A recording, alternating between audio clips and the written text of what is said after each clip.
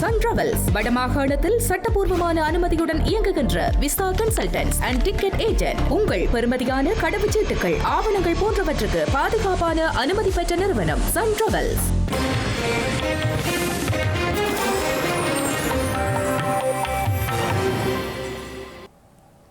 வணக்கம். இது ஐபிசி தமிழின் காலை நேர பிரதான செய்திகள். முதலில் தலைப்புச் செய்திகள். பிரித்தானியாவில் நாமலுக்கு தொடரும் எதிர்ப்பு. ஆக்ஸ்போர்ட்டில் ஆற்றவிருந்த உரையும் இடைநிறுத்தம். ஜனநாயக தமிழ் தேசிய கூட்டணியின் முதலாவது பேராளர் மாநாடு. சமஷ்டி உள்ளிட்ட பல தீர்மானங்கள் நிறைவேற்றம். திட்டமிட்ட குற்றக்குழுவினால் உயிர் அச்சுறுத்தலுக்குள்ளானவர்களுக்கு பாதுகாப்பு. ஸ்ரீலங்கா காவல்துறை ஆராய்வு. நிலக்கரி கொள்வனவில் ஊழல். ஆளும் கட்சி நாடாளுமன்ற உறுப்பினர்கள் தொடர்பு பட்டுள்ளதாக மரிக்கார் குற்றச்சாட்டு. சமையல் எரிவாயு விநியோகத்தில் சிக்கல். லாப் நிறுவனத்திற்கு எச்சரிக்கை விடுத்த அரசாங்கம். மூன்றாம் உலகப் போரை தொடங்கிய புடின். உக்ரைன் ஜனாதிபதி தெரிவிப்பு. இனி தொடர்வது விரிவான செய்திகள். ஸ்ரீலங்கா பொதுஜன பெரமுனவின் நாடாளுமன்ற உறுப்பினர் நாமல் ராஜபக்ஷ பிரித்தானியாவின் ஆக்ஸ்போர்ட் பல்கலைக்கழகத்தில் ஆற்றவிருந்த உரை இடைநிறுத்தப்பட்டுள்ளது. ஸ்ரீலங்கா பொதுஜன பெரமுனவின் நாடாளுமன்ற உறுப்பினர் நாமல் ராஜபக்ஷ அவரின் பாரியார் உள்ளிட்ட மொட்டு கட்சியின் உறுப்பினர்கள் லண்டனுக்கு சென்றுள்ளனர். நாமல் ராஜபக்ஷவின் பிரித்தானிய விஜயத்தின் போது ஆக்ஸ்போர்ட் மற்றும் கேம்பிரிட்ஜ் பல்கலைக்கழக ஒன்றியங்கள் இரண்டிலும் உரையாற்ற அழைக்கப்பட்டார். எனினும் லண்டனில் உள்ள தமிழ் மாணவர் அமைப்புகள் மற்றும் 22க்கும் மேற்பட்ட புலம்பெயர் தமிழ் அமைப்புகள் கடும் கண்டனத்தை வெளியிட்டுள்ளன. அத்துடன் ஆக்ஸ்போர்ட் பல்கலைக்கழக ஒன்றியத்தில் நாடாளுமன்ற உறுப்பினர் நாமல் ராஜபக்ஷ நிகழ்த்தவிருந்த உரைக்கு எதிராக பாரிய போராட்டம் முன்னெடுக்கப்பட்டுள்ளது. இந்நிலையில் தமிழ் மக்களின் போராட்டம் காரணமாக பாதுகாப்பு காரணங்களை கருத்தில் கொண்டு நிகழ்வு இடைநிறுத்தப்பட்டுள்ளது. இந்நிலையில் பிப்ரவரி 27ஆம் தேதி கேம்பிரிட்ஜ் பல்கலைக்கழக ஒன்றியத்தில் நடைபெறவிருந்த நாமல் ராஜபக்ஷவின் உரையும் இடைநிறுத்தப்பட்டுள்ளது. 2009 போர்க்கால மனித உரிமை மீறல் மற்றும் இனப்படுகொலை குற்றச்சாட்டில் ராஜபக்ஷ குடும்பத்திற்குள்ள தொடர்பை சுட்டிக்காட்டி அவர்களுக்கு இத்தகைய கௌரவமான தளங்களை வழங்குவது பாதிக்கப்பட்ட மக்களுக்கு அளிக்கப்படும் அவமதிப்பு என்று கூறி இந்த போராட்டம் இடம்பெற்றுள்ளதாக தெரிய வருகிறது. இலங்கையில் புதிய அரசியல் யாப்பானது சமஷ்டியை அடிப்படையாக கொண்டு உருவாக்கப்பட வேண்டும் என ஜனநாயக தமிழ் தேசிய கூட்டணியின் முதலாவது பேராளர் மாநாட்டில் தீர்மானம் நிறைவேற்றப்பட்டுள்ளது. ஜனநாயக தமிழ் தேசிய கூட்டணியின் முதலாவது பேராளர் மாநாடு சாவகச்சேரி நகரசபையின் பொன்விழா மண்டபத்தில் நேற்று இடம்பெற்றது. பேராளர் மாநாட்டில் ஜனநாயக தமிழ் தேசிய கூட்டணியின் எண்ண தலைவர்கள், கட்சியின் மாவட்ட இணைப்பாளர்கள் மற்றும் ஜனநாயக தமிழ் தேசிய கூட்டணியின் உள்ளூராட்சி சபை உறுப்பினர்கள், கட்சியின் முக்கியஸ்தர்கள் என பலரும் கலந்து கொண்டனர். இதன்போது பல தீர்மானங்கள் நிறைவேற்றப்பட்டன. இதன்படி சமஷ்டி அடிப்படையில் புதிய அரசியல் யாப்பு உருவாக்கப்பட வேண்டும். விகிதசார முறைப்படி மாகாண சபை தேர்தல்களை நடத்தி மாகாண நிர்வாகங்களை மக்களின் பிரதிநிதிகளிடம் கையளிக்க நடவடிக்கை எடுக்கப்பட வேண்டும். பயங்கரவாத தடைச்சட்டத்துக்கு பதிலாக கொண்டுவரப்பட உள்ள அரசை பயங்கரவாத எதிர்ப்பு சட்டமூலத்தை மாற்ற வேண்டும். யுத்த குற்றங்கள் தொடர்பில் பன்னாட்டு நீதித்துறை கட்டமைப்பினூடாக முழுமையாகவும் முறையாகவும் விசாரிக்கப்பட்டு பரிகார நீதி வழங்கப்படுவதோடு இன அழிப்பு செயற்பாடுகளின் மீள் நிகழாமையை உறுதி செய்ய வேண்டும் என தீர்மானம் நிறைவேற்றப்பட்டது. அத்துடன் அரசியல் கைதிகள் முழுமையாக விடுவிக்கப்பட வேண்டும். வளைந்து காணாமல் போகச் செய்யப்பட்டவர்களின் உறவுகளுக்கு நீதி வழங்கப்பட வேண்டும். இந்திய கடற்றொழிலாளர்களிடமிருந்து கடல் வளங்களை பாதுகாக்க நடவடிக்கை எடுக்கப்பட வேண்டும். மேலும் நிர்ணயிக்கப்பட்ட விலையில் முழு நெல்லையும் கொள்வனவு செய்ய அரசாங்கம் முழுமையான நிதியை உரிய நிறுவனங்களுக்கு விடுவிக்கப்பட வேண்டும். கேவல் லோயா திட்டத்தை உடனடியாக கைவிட வேண்டும். ஸ்ரீலங்கா ராணுவ மற்றும் அரசு திணைக்களங்களில் சுவீகரிக்கப்பட்ட மக்களின் பதிவிடங்கள் விடுவிக்கப்பட வேண்டும். பிரஜாசக்தி என்ற ஆளும் கட்சியின் ஜனநாயக விரோத திட்டத்தை கைவிட வேண்டும் மற்றும் மாகாண சபை நிர்வாகத்தை சிறுமைப்படுத்தும் நடவடிக்கை ஆளுநர் உடனடியாக கைவிட வேண்டும் என்று உள்ளிட்ட பல தீர்மானங்கள் நிறைவேற்றப்பட்டுள்ளன. இலங்கையில் 2009ஆம் ஆண்டு யுத்தம் மௌனித்த பின்னர் புனர்வாழ்வு பெற்ற முன்னாள் போராளிகளின் தொடர் பிரச்சினைகளுக்கு முக்கிய காரணம் போராளிகள் முழுமையாக அரசியல் மயப்படுத்தப்படாமை என ஜனநாயக போராளிகள் கட்சி தலைவர் வேந்தன் அழைப்பு விடுத்துள்ளார்.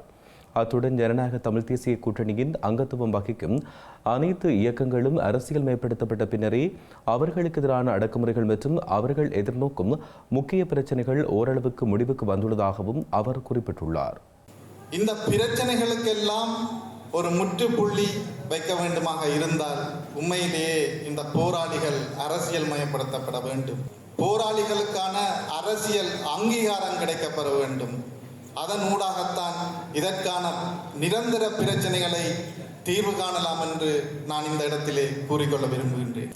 சித்தார்த்தன் அவர்கள் என்னிடம் சில நேரம் கேட்பார், என்ன வேந்தன் இந்த புலனாளர்கள் உங்களை சுத்தி இப்பவும் திடீர்னு ஒன்று கேட்பார். சில திடீர்னு கூடுதலாக தெரிஞ்சவன் தான் இருக்கணும். அவர் சொன்னார், தாங்களும் அந்த ஜனநாயக வழிக்கு இப்போ 2009க்கு பின்னர் தான் நாங்கள் இந்த ஜனநாயக வழி அரசியலுக்குள் வந்திருக்கின்றோம். ஆனால் அவர்கள் 87ஆம் ஆண்டு காலப்பகுதிக்கு பின்னர் அந்த ஜனநாயக வழி அரசியலுக்குள்ளே நுழைந்தவர்கள், இங்கே இருக்கின்ற ஏனைய இயக்கங்களை சேர்ந்த தலைவர்கள், தாங்கள் எம்பி ஆகும் வரையும் இப்படித்தான் தெரிஞ்சவையாம். தங்களுக்கு பின்னாலே தாங்கள் ஒரு அரசியல் அங்கீகாரம் கிடைத்த பிறகு எங்கண்ட போராளிகளுக்கு பின்னால் வாரையில் கொஞ்சம் பயப்படுவினோம், அல்லது எங்கண்ட போராளிகளுக்கு பின்னால் இப்படி தெரியுது இல்லை, அது அப்படியே படிப்படியாக குறைஞ்சு இப்போ வாரதே இல்லை என்ற கட்டத்துக்கு வந்துக்கணும். ஆகவே உங்களுக்கும் ஒரு கொஞ்சம் காலம் இருக்குது, இப்படி தான் தெரிவினோம். இன்னொரு 10 வருஷம் போக அது அவைக்கு சளிப்படைஞ்சது. நீங்கள் ஒரு நிலைக்கு வந்துருவியலாக இருந்தால் நிச்சயமாக அந்த நிலை உங்களுக்கு ஏற்படாது. இலங்கையில் திட்டமிட்ட குற்றக்குழுவினால் உயிர் அச்சுறுத்தல் விடுக்கப்பட்டுள்ளதாக கூறப்படும் சட்டத்தரணிகள், சிறைச்சாலை அதிகாரிகள் மற்றும் காவல்துறை உத்தியோகத்தர்கள் உள்ளிட்ட நூற்றுக்கணக்கான தொழில் வல்லுநர்களின் பாதுகாப்பு நிலைமைகளை மதிப்பீடு செய்ய ஸ்ரீலங்கா காவல்துறை தலைமையகமும் பாதுகாப்பு அமைச்சும் நடவடிக்கை எடுத்துள்ளன. பாதுகாப்பு அமைச்சின் அறிவுறுத்தலின் பேரில் அச்சுறுத்தலுக்கு உள்ளாகியுள்ள நபர்கள் தொடர்பில் அரச புலனாய்வு சேவையூடாக மதிப்பீட்டு அறிக்கைகள் கோரப்பட்டுள்ளதாக தெரிவிக்கப்பட்டுள்ளது. திட்டமிட்ட குற்றக்குழுவுடன் தொடர்புடைய சட்ட நடவடிக்கையில் ஈடுபடும் சில சட்டத்தரணிகளுக்கு எதிர்த்தரப்பு கும்பல்களால் உயிர் அச்சுறுத்தல் விடுக்கப்பட்டு வருகிறது. அண்மையில் ஆக்குரைக்கோட பகுதியில் சட்டத்தரணி ஒருவரும் அவரின் மனைவியும் சுட்டுக் கொல்லப்பட்ட சம்பவத்தை அடுத்து சட்டத்தரணிகள் சங்கம் இதுகுறித்து விரிவாக ஆராய்ந்துள்ளது. திட்டமிட்ட குற்றக்குழு கைதிகள் சிறைச்சாலைக்குள் கையடக்க தொலைபேசிகளை பயன்படுத்துவதை தடுத்தல் உள்ளிட்ட சட்டவிரோத செயற்பாடுகளுக்கு இடமளிக்காத காரணத்தால் அதிக அளவிலான சிறைச்சாலை அதிகாரிகள் அச்சுறுத்தலுக்கு உள்ளாகியுள்ளனர். இதனால் சிலர் தாமாக முன்வந்து இடமாற்றம் பெற்றுச் சென்றுள்ளனர். சில முக்கிய மத குருமார்களும் தமக்கு உயிர் அச்சுறுத்தல் இருப்பதாக கூறி பாதுகாப்பு கோரியுள்ளனர். இந்நிலையில் காவல்துறை மாதிபரிடம் முறைப்பாடு செய்துள்ள தரப்பினரின் பாதுகாப்பு நிலைமைகளை குழுவொன்றின் முன்னிலையில் சமர்ப்பித்து உண்மையான அச்சுறுத்தல் இருப்பது உறுதி செய்யப்பட்டால் அவர்களுக்குரிய பாதுகாப்பு வழங்கப்படும் என காவல்துறை ஊடக பேச்சாளர் உதவி காவல்துறை அத்தியட்சகர் எஃப் வுட்லர் தெரிவித்தார். ஸ்ரீலங்கா அரசாங்கத்தின் நிலக்கரி கொள்வனவில் பாரிய ஊழல் இடம்பெற்றுள்ளமையால் நாட்டுக்கு ஏற்பட்டுள்ள 7,600 கோடி ரூபாய் நஷ்டத்தை ஈடுகட்டவே மின் கட்டணத்தை அதிகரிக்க முயற்சிப்பதாக ஐக்கிய மக்கள் சக்தியின் நாடாளுமன்ற உறுப்பினர் எஸ்.எம். மெரிக்கார் குற்றம் சுமத்தியுள்ளார். கொழும்பில் உள்ள ஐக்கிய மக்கள் சக்தி அலுவலகத்தில் நேற்று இடம்பெற்ற ஊடகவியலாளர் மாநாட்டில் அவர் இதனை தெரிவித்துள்ளார்.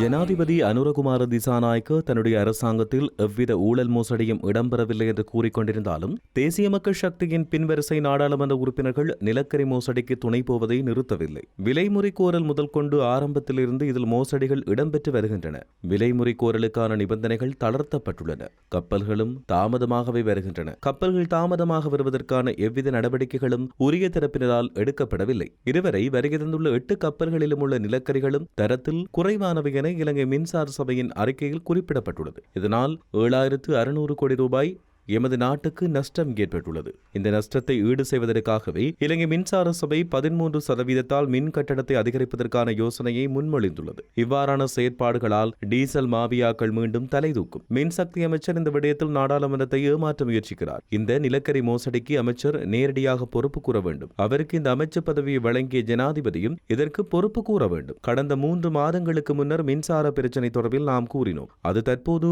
ஆரம்பித்துள்ளது. அதேபோல ஏப்ரல் மாதத்தின் பின்னர் எரிவாயு பிரச்சனை ஏற்படும். ஆனால் அதற்கு காரணமானவர்களும் இந்த அரசாங்கத்தால் பாதுகாக்கப்படுவார்கள்.